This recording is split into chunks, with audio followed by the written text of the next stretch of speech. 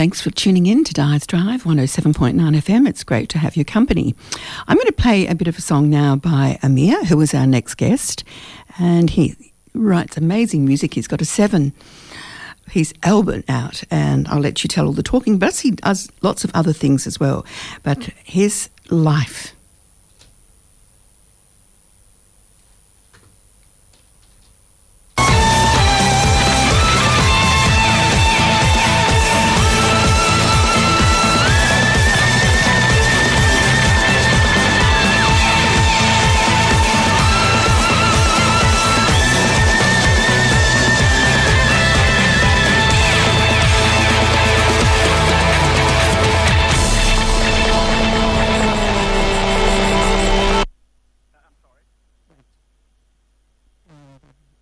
And that was the music of our special guest, AMiR. Just a little taste. His songs actually go on. The next one I'm going to play is 10 minutes, but we're not going to play all that.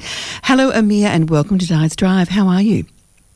Great, Diane. Thanks for having me on your show. Well, I think your music's astounding. Now, tell us a bit about you, where you were born, and where did you start off in the world?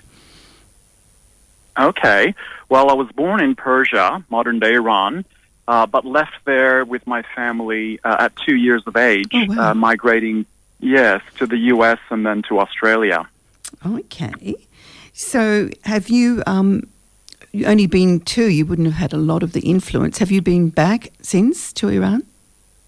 To Iran, no. Unfortunately, I would love to visit one day, being a historical and quite a beautiful land, from what I understand. But no, I have not had the opportunity to go back. Okay, so I take it you speak Farsi, is that correct? Yes, I speak Farsi, yes, or Persian, yes. Now, okay, so you came here at what age to Australia? I was 4 years old. Yeah. You're travelling around for a little boy, yes, exactly. So basically you've pretty much grown up here, in Perth? Yes, in Perth. I'm basically Australian, yeah. Exactly, very much so. Mm. So, AMiR, what school did you go to, and did you go on to uni, or what happened? What happened? Yes, so I went to, I started off in Barrendar Primary School, and then I went to All Saints College, where I finished high school. And my other passion besides music was always art, design, and architecture. So I decided to study architecture at UWA. Wow. And I graduated from there. And are you still doing architecture now as well? Yes. I practice architecture as well as being a musician as well. So very juggling talented. a few balls. Yes, indeed. Thank you so much. But that's the creative side. So there you go. You get to do all your architecture, which has to be absolutely done to perfection if it's going to get built, correct? Absolutely, yes. Whereas music, you can have a bit more freedom. And I imagine you have all that freedom. And do you work for your own company, or do you have a boss? Yes, I'm a self-employed architect, so I have my own firm, and that's how I do it, yeah. Well, AMiR, you're getting the best of both worlds. You're your boss of both architecture and music. How wonderful. Yes, it certainly keeps me busy. Yes, it does. And what inspires you architecturally? Do you do, random designs, or do you have to follow, structures, or what happens? Sure. Well, I do all sorts of buildings. I do residential, commercial, and institutional. Basically, the type of architecture I create is environmentally responsible. I try to make it as beautiful as possible, obviously, and sculptural. But like the music, it's really about creating a space which is all about diversity and oneness and celebrating, unity, basically. Wonderful. And how long have you been doing architecture on your own? It's been many, many years, longer than I would want to say on air. Yes. And more than 15 years. Yes. Wow. And how do they, intertwine in your life, the architecture and your music and your productions? Yeah. Well, Di, I've always really thought of it as being the same thing. There is the creative impulse, and it can manifest itself in different art forms. So be it, architecture, painting, sculpting, or music, or the performance arts. It's really same energy, just manifesting itself in different ways. Well, to give us some examples. Oh boy, you want to talk about musicians or architects? Both. You know both. I don't. So there you go. You can open our eyes to it. Yeah. Well, where could I start? Well, obviously you have to have structure, and you have to have structure in your mind, and so therefore you've got to have the a bit of synchronicity happening, and discipline. I'd also perhaps would say. Look, as far as architecture goes, my favorite modern architects were Frank Lloyd Wright, names most people would have heard, Le Corbusier, Mies van der Rohe, and more recently, many of the great architects that are around today. In fact, the WA Museum, which was just recently opened, was designed by a wonderful world-famous architect, Rem Koolhaas, and his firm, OMA. So there's plenty of good stuff there. And for music, well, I started off as a young boy. I was classically trained in the violin, starting at the age of 5. Wow. Of course, as a teenager, like most teenage boys, I got into rock and roll, and I loved all those great Aussie rock bands like In Excess and Midnight Oil, as well as the other international bands like U2, Bon Jovi, and so on. So really, with the music, I wanted to make a difference in the world by creating a space for inclusivity, diversity, and oneness, where all people can feel accepted and united. So be it music or architecture, it's really the same thing, really. Wow. So In Excess and Midnight Oil, what was special about those two iconic Aussie bands, of course? Yeah, well, obviously, In Excess was close to home because they were originally from Perth, and they spent time in Perth, and they launched from here. That was always a point of interest for me, and I saw them when I was very young, when they were still together with the original band. And I just liked the energy and the enthusiasm and the kind of euphoric, experience of that music. Midnight Oil,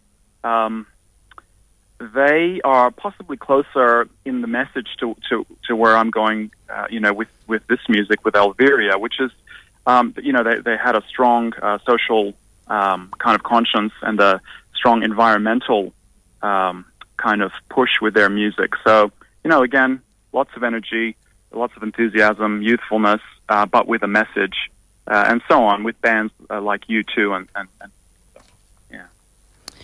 Wow, you've got lots of influences there. So what do you describe, when you're not being an architect, how do you describe yourself? Obviously a musician. And yes. What else do you describe yourself as? A composer? Well, I suppose just to keep it simple, I would be a singer-songwriter and a producer, because I do produce my own stuff. So, yeah, singer-songwriter, producer. Well, tell us about this beautiful Life. What inspired you to write that song? Life, it's really about the inner struggle between darkness and light. And it's featured on this debut album, City of Search. So the City of Search it's really about searching for love, and we all experience the struggle between darkness and light, and those are the main themes of the City of Search. Wow. How long did this take you to write? The writing process is usually very quick. Like you probably heard from most musicians or composers, the ideas and the lyrics, they come out in just a matter of under an hour or maybe a few hours. But really, the time-consuming part is what happens next. Is putting together the songs and obviously reaching a professional commercial grade standard with them, with all the musicians that are involved, because typically, I work with probably about 25 musicians a song. The genre is like rock with world music and electronic dance music. So, there'd be the typical rock instruments that you'd see with any rock band, but on top of that, there'd be strings, brass, woodwinds, and exotics. So there's quite a lot going on there. So that's quite a process. Now, do you play live anywhere?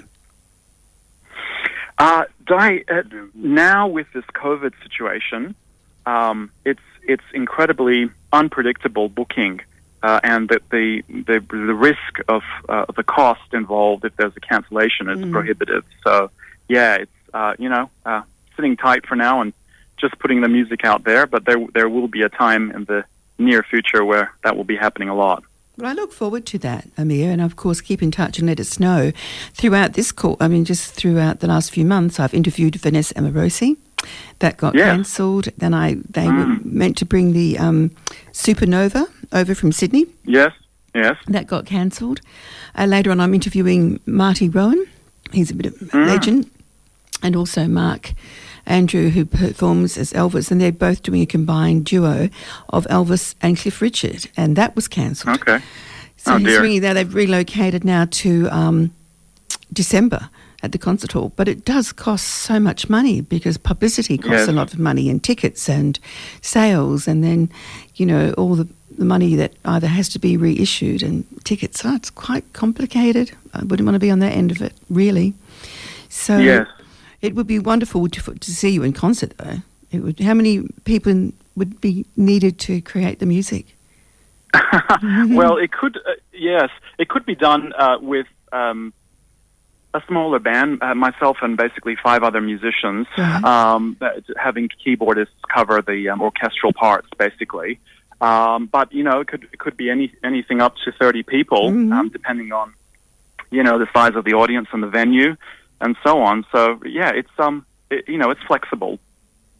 Well, that's good. That's good, and that's something you can look forward to, getting it all together, which wouldn't be easy, I can imagine. And with COVID, like as I said, so many concerts have been cancelled, including this week or last week with Bishop David at the St George's Cathedral, the Magellan concert, which is just free. Gold coin donation goes to St Bart's.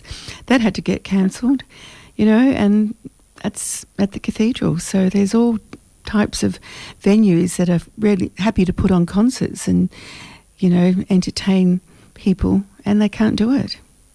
There's a great deal of uncertainty, but, Di, when the time comes, I'll be sure to send you a ticket. I want you to come on and tell us. Now, how many songs are on this ELViRiA? Yes, so this debut album, The City of Search, is basically 5 songs. The first one is it's really a prologue. It's like a spoken piece. But the rest of the songs are 4 songs, but they're not typical kind of pop or pop rock song lengths. They range anywhere between 10 minutes and 5.5 or just under 6. So it's 30 minutes altogether. Yeah, they're quite long songs, that's for sure. So, AMiR, at this stage, you're not performing anywhere, but you certainly will get back to Di's Drive and let us know. I'm more than happy to let listeners know. Are you still practicing at home? Like, do you record at home or practice your instruments? Yes, I have a recording studio, and yes, I'm busy, rehearsing, vocal rehearsals, and getting the new songs ready for release, and so there really is plenty to do. Well, that's There's good. never a dull moment. Yeah. Well, then you've got your architecture to turn to, so I'm sure you're very busy. Now, Absolutely. I'm going to play Love from ELViRiA. Yes. A song called Love. Now, tell us all about why you wrote it and what's it all about. Yeah. So, Love. First of all, it's sung in the Persian language, and I chose that language because of the history of the poetry and the romanticism involved with that language, and it's all about true love, unconditional divine love, which really everybody is searching for. The song creates, or I'd like to think it creates, the feeling of unity and compassion.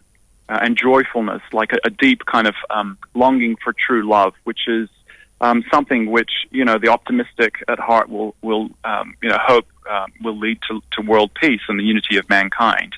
Wouldn't it be a better world if there was more love around? Don't you agree? Mm-hmm. I think everybody does, particularly in these times as well.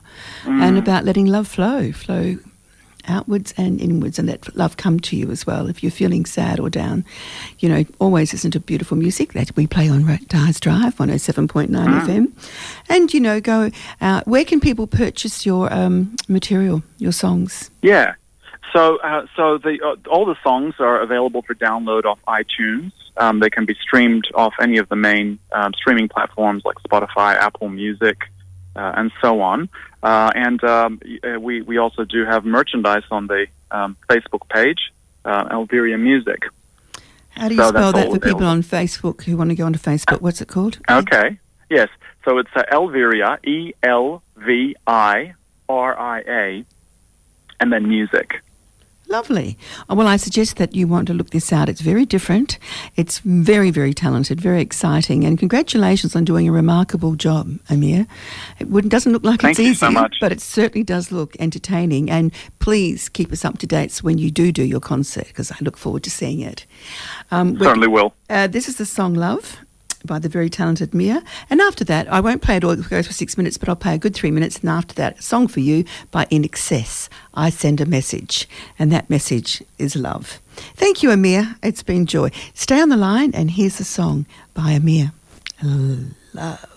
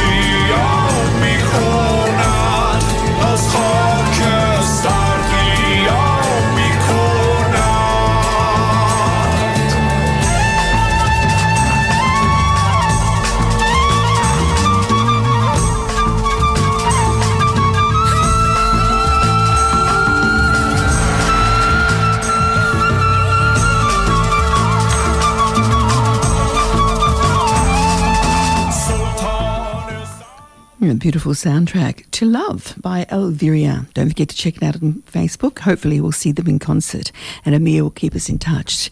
Beautiful music and a lovely man. Well, here's the song I said I'd play for him, In Excess, I Send a Message.